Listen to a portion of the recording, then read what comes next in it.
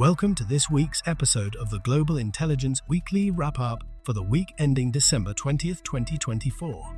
In this episode, we analyze two critical developments shaping global security. First, we turn to Moscow, where the assassination of Lieutenant General Igor Kirillov, Russia's senior military figure in chemical weapons defense, sent shockwaves through the intelligence world. The high-profile attack, allegedly orchestrated by Ukrainian intelligence, reveals a growing trend of precision strikes deep within Russian territory. What does this mean for the ongoing Ukraine-Russia conflict, and how might it escalate the stakes for international security? Next, we uncover alarming details about China's covert influence operations, focusing on a guilty plea in New York from a man who operated an illegal Chinese police station in Manhattan. This revelation exposes Beijing's attempts to monitor and intimidate pro-democracy activists in the US, posing significant challenges to sovereignty and free speech. But that's not all. We'll also examine Canada's vulnerabilities in national security enforcement, a domestic terrorism case that reflects growing tensions in the US healthcare system, and China's expansive use of influence networks across Western democracies. With over 25 years of experience in intelligence and law enforcement, Neil Bisson brings you expert analysis and unparalleled insights into these stories. The level of detail and intelligence you'll hear today rivals high-level classified briefings, ensuring you stay informed on the threats shaping our world. Let's dive in.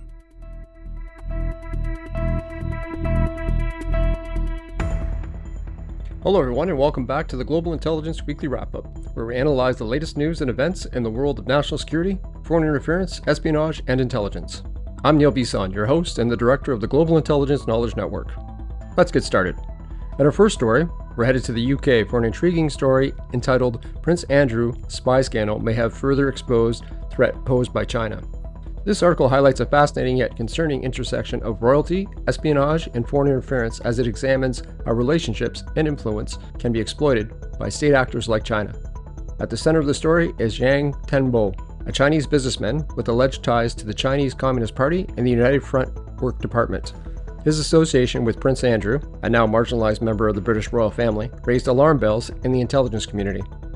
While Yang denies being an agent, UK authorities excluded him from the country due to concerns about his potential for leveraging relationships for political interference. This case underscores the nuanced method of influence that go beyond traditional espionage. It's not always about stealing secrets, it's about cultivating access and relationships that can be leveraged strategically. As British spy agencies suggest, even seemingly innocent connections can be exploited during geopolitical conflicts, such as potential clash over Taiwan. This scandal unfolds against a backdrop of rapidly deteriorating Sino-British relations. Less than a decade ago, the UK was embracing China with initiatives like allowing investments in nuclear infrastructure. Fast forward to today, and the UK is now confronting a surge of cyberware, espionage allegations, and political interference tied to Beijing. Similar patterns have emerged globally, with cases of Chinese state actors using subtle influence tactics in democratic countries. These efforts aim to gain strategic advantages, often targeting vulnerable and influential figures like the former MP Barry Gardner or ex-paramilitary researcher Christopher Cash.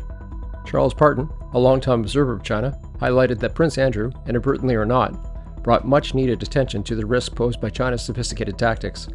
Meanwhile, British authorities argue that Yang's obscured ties to the Chinese Communist Party represent a broader threat to open societies. Adding to this, my analysis suggests that the Chinese United Front Work Department operates strategically by blending legitimate activities, such as lobbying, with covert influence operations. The line between legitimate influence and subversive activity is internationally blurred, making detection and prosecution even more challenging than with traditional espionage cases. This story is a powerful reminder of the complex ways state actors like China operate to achieve long-term dominance. The growing mistrust between the UK and China, reflected in the courts and tribunals, is part of a larger geopolitical trend. As Beijing continues to expand its reach, Western countries must remain vigilant in safeguarding their democratic processes and national security.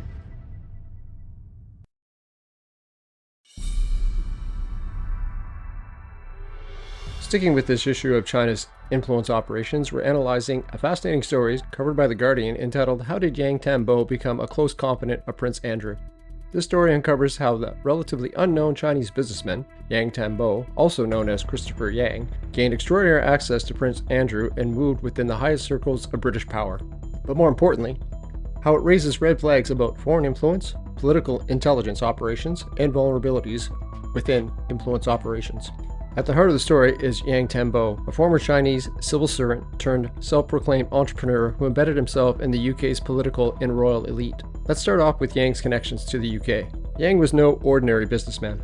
He attended Prince Andrew's private 60th birthday, joined visits to royal residences, and was even given authority to act on behalf of Prince Andrew in business initiatives with China. A letter from Prince Andrew's senior advisor described Yang as sitting at the very top of the tree, a position of influence that many would envy. Moving on to his access, investigations uncovered fawning correspondence between Yang and Prince Andrew's team, and documents showing Yang received talking points from the Chinese embassy ahead of his communications with Duke. He was instructed to manage expectations and avoid making bold promises, raising immediate concerns of coordination and potential exploitation. UK security services believe Yang was connected to China's United Front Work Department, an organization that the Chinese Communist Party, or the CCP, uses to co-opt influential figures, win them over to Beijing's interests, and advance China's political agenda abroad. This access, paired with the timing of Prince Andrew's personal turmoil related to Jeffrey Epstein, highlights a concerning vulnerability. Influential figures under stress can become prime targets for foreign influence. To understand the significance of Yang Tambo's actions, it's important to discuss the United Front Work Department, or the UFWD. Often described as one of the CCP's magic weapons, the UFWD is tasked with shaping favorable perceptions of China by targeting influential individuals and organizations. This case is part of a broader trend of foreign influence operations conducted by China globally. We've seen similar patterns of embedding agents of influence in political and economic circles across Canada, the United States, and Australia. Examples include Australia's decision to introduce strict anti-foreign interference laws after Chinese nationals infiltrated political campaigns, or Canada's concern about Chinese interference in its elections and diaspora communities.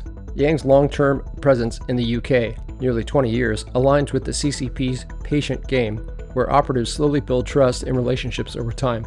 The fact that the UK's authorities only acted decisively in 2023 after stopping Yang at the airport shows how challenging it can be to detect and respond to such operations. While Yang denies allegations of spying, he insists that he is a self-made entrepreneur and that the evidence paints a different picture. UK security officials pointed to his frequent connections with individuals like the Chinese state and found sensitive communications that appeared coordinated with the Chinese embassy.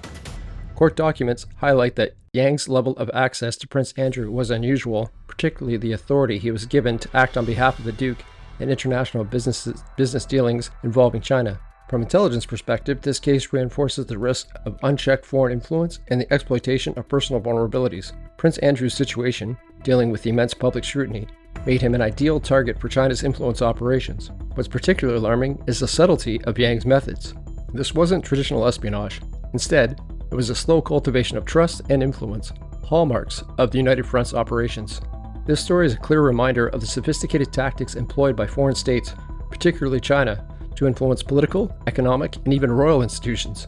Yang Tambo's rise to become a close confidant of Prince Andrew highlights vulnerabilities that can be exploited when influential individuals are under pressure. Looking forward, we can expect more cases like this to surface as countries become increasingly vigilant about foreign interference. It's a wake-up call for all governments, organizations, and individuals to recognize the risk posed by covert influence operations.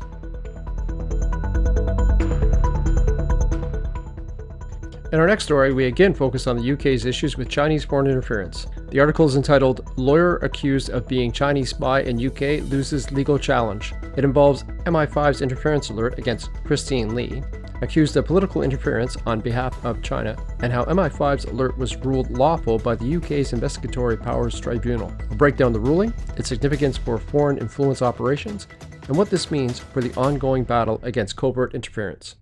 The story revolves around Christine Lee, a lawyer accused by MI5 in January of 2022 of engaging in political interference activities on behalf of Beijing. Lee has been active in promoting Anglo-Chinese relations and made significant donations to UK politicians, including over £584,000 to Liberal Party MP member Barry Gardiner.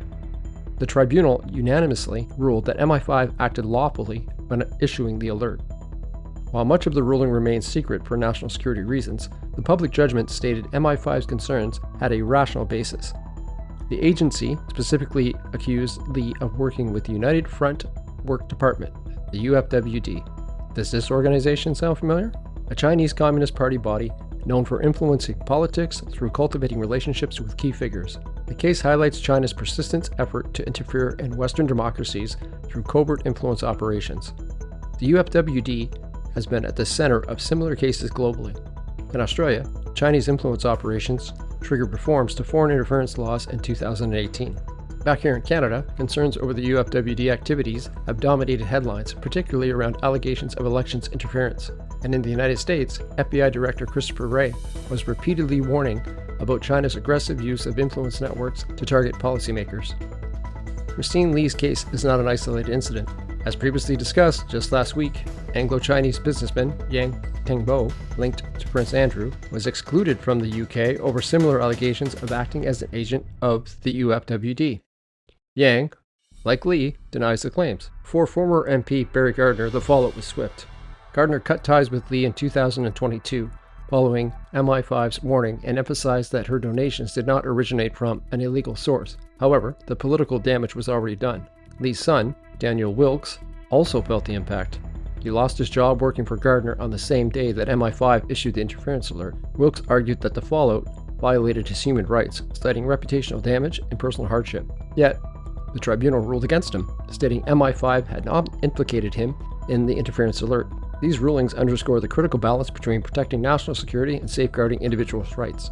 MI5's ability to act decisively against perceived foreign influence reflects growing concern within Western intelligence agencies about China's operations. By publicly issuing interference alerts, agencies aim to increase transparency and resilience against covert threats.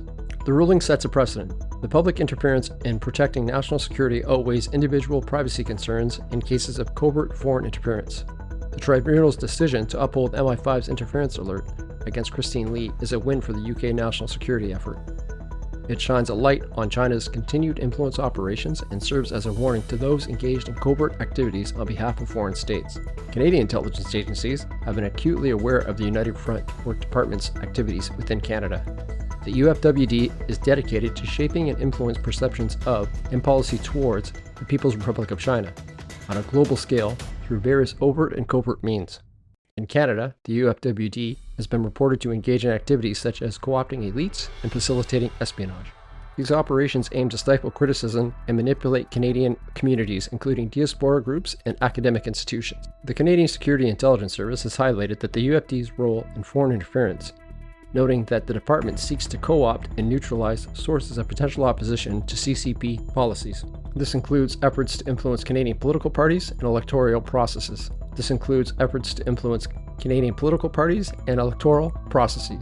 A report by Public Safety Canada emphasizes that the UFWD is used by PRC to infiltrate foreign political parties, diaspora communities, universities, and multinational corporations. The report underscores the need for heightened vigilance from democratic countries like Canada in the face of such influence operations. These insights demonstrate that the Canadian intelligence community is not only aware of the UFWD's activities, but is also actively monitoring and addressing the challenges posed by such a foreign interference.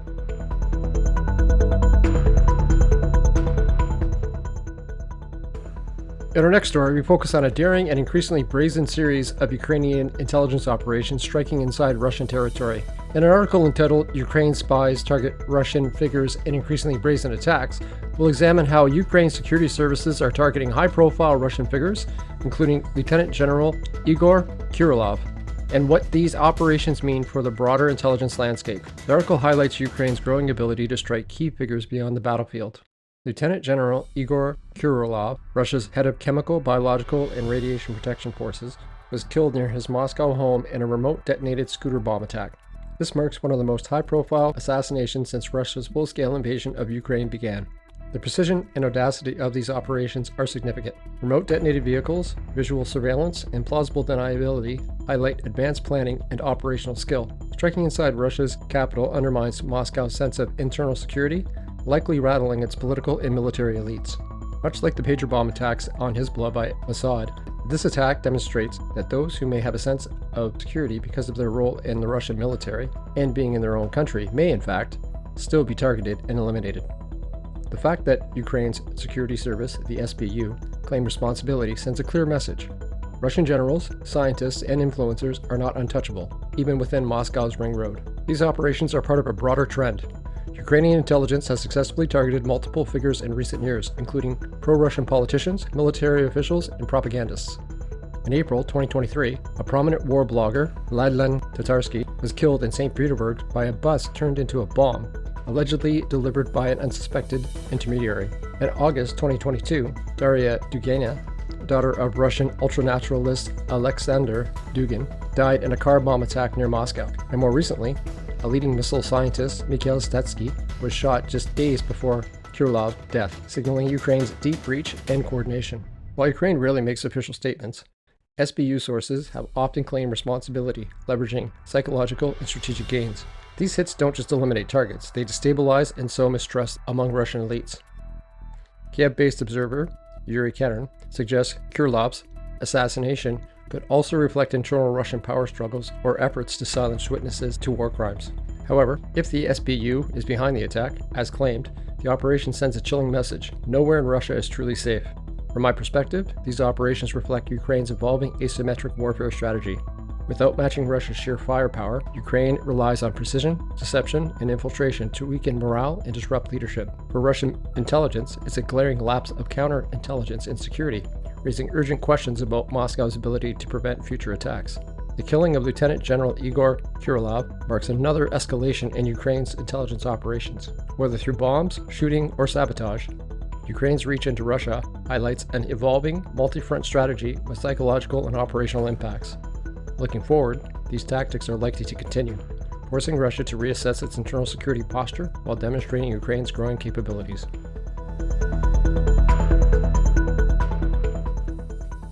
Sticking with the assassination of Kirilov, the next open source story I'll be focusing on is Russia says suspect detained and killing of senior general in Moscow. The Federal Security Service, FSB, has detained an Uzbek suspect claiming he was recruited by Ukrainian intelligence. The FSB alleges the suspects executed the attack in exchange for $100,000 and a promise to relocate to the European Union. This incident highlights the evolving nature of targeted assassinations in modern conflicts. The operation's meticulous planning, placing a homemade explosive in a scooter, monitoring the target via live stream, and detonating remotely, demonstrates a sophisticated level of operational tradecraft. If Ukraine's involvement is confirmed, it signals a willingness to strike high-profile figures deep within Russia, amplifying the stakes in the ongoing conflict. Kirilov, 54, was under sanctions from countries like Canada and the UK for alleged war crimes, including the use of banned chemical weapons in Ukraine. He was a prominent figure in Russia's military hierarchy, often accusing Ukraine of deploying toxic agents, a claim widely dismissed as propaganda by Kiev and its allies. Assassinations of high-ranking officials are not unprecedented, but this case stands out for its precision and timing. Just a day before the attack, Ukraine's security service, the SBU, had launched a criminal investigation into Kirilov. This mirrors earlier incidences where intelligence agencies have employed assassinations as both tactical and psychological tools in warfare. While the FSB attributes the attack to Ukrainian intelligence, questions remain about the conditions under which the suspect confessed and the veracity of the evidence. The Kremlin has labeled the killing as a terrorist act, while an anonymous SBU official described Kirilov as a war criminal and a legitimate target. This divergence in narratives underscores the propaganda battles that often occupy such incidences. This operation is a textbook example of intelligence-led kinetic action aimed at undermining adversarial leadership and morale. The target, one of Russia's top generals, was carefully chosen to maximize strategic and symbolic impact. The assassination of Lieutenant General Igor Kirilov marks a significant escalation in the Ukraine-Russia conflict, with potential repercussions for international security. It underscores the growing role of covert operations and targeted killings in modern warfare. Looking ahead, we may see further retaliatory measures by Russia and an intensified focus on high-value targets in this ongoing struggle.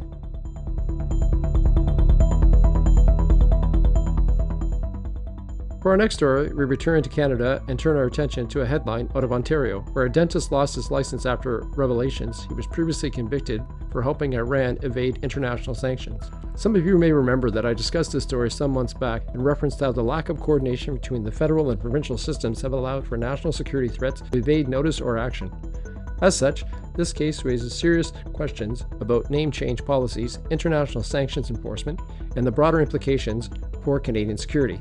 On November 20th, the Royal College of Dental Surgeons of Ontario revoked the license of Dr. Arush Cohen, a dentist practicing under a name he adopted following a criminal conviction. Dr. Cohen was revealed to be Aresh Yousafzai, an Iranian-born Canadian who pleaded guilty in 2021 to helping his brother export sensitive manufacturing equipment to Iran, violating international sanctions. After serving his sentence in the U.S., Yousafzai returned to Canada, legally changed his name, and became a licensed dentist in Ontario.